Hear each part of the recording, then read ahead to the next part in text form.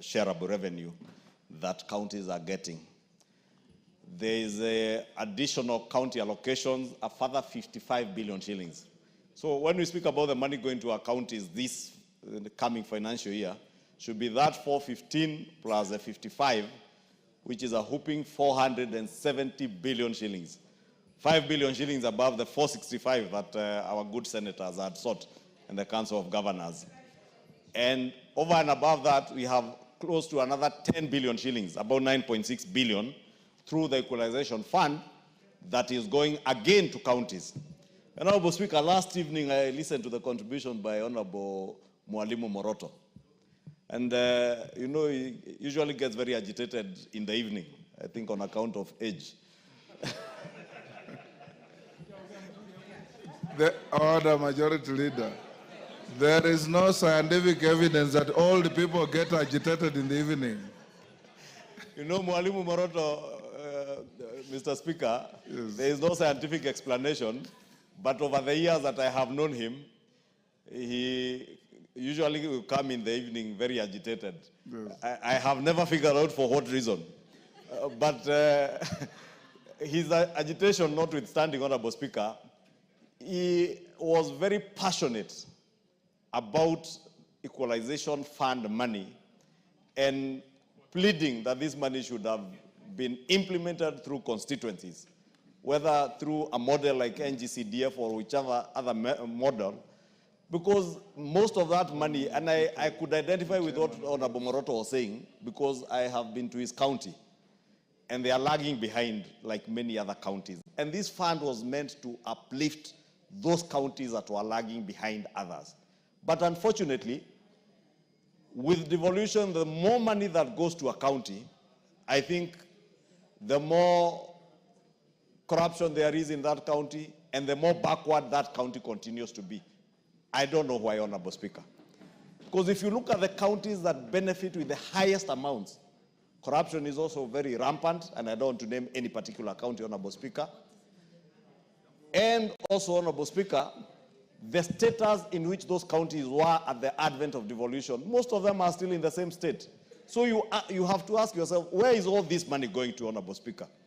When I listened to the Vice Chair of the Budget and Appropriations Committee speak and allude to some counties, like his county in Trans Nzoia, I couldn't help but imagine these are the same governors who, when they are accused of corruption and EACC summons them to appear before them or they are arrested, they mobilize goons to even ban EACC and police cars on account of being asked to be accountable of the money. I'm saying this, Honorable Speaker, because these accounting officers in county governments, our governors, must be accountable of this money that is being appropriated to counties, Honorable Speaker.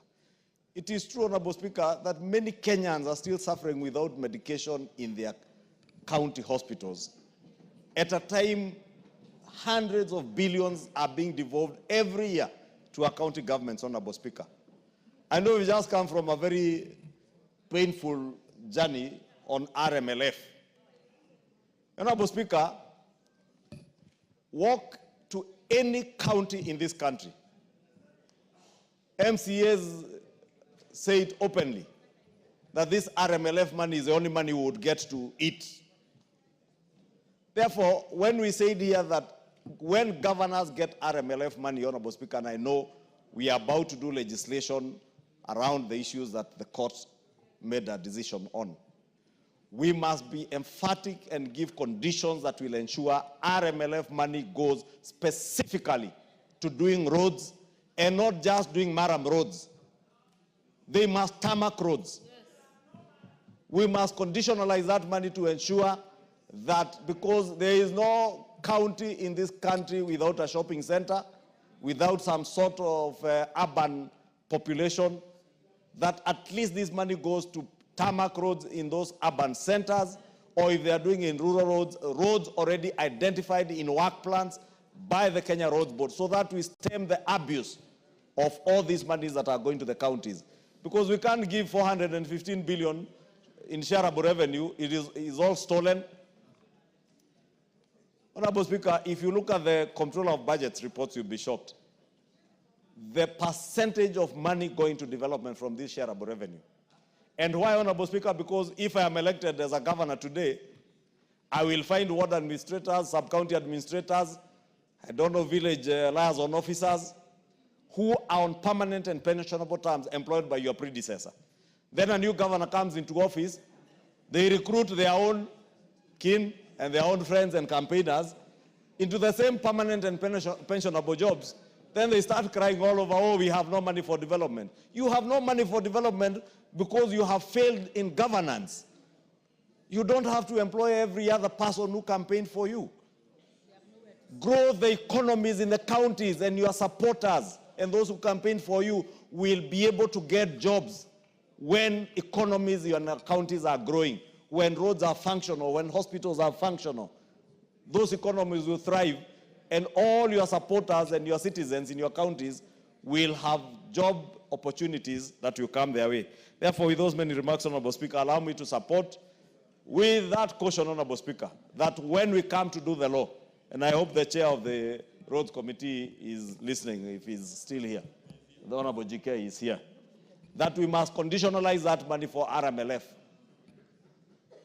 Just like when we do the additional county allocations, that money comes with conditions, even this one for RMLF must come with.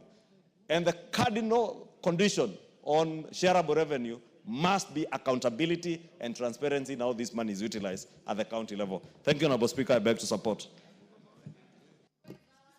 Yes, Farah, I'll give you just a question. Speaker, while I also want to put my voice in supporting this mediated version of the Revenue Division of the Revenue Bill, National Assembly Bill number 10 of 2025, I also want to add my voice into the rampant corruption that is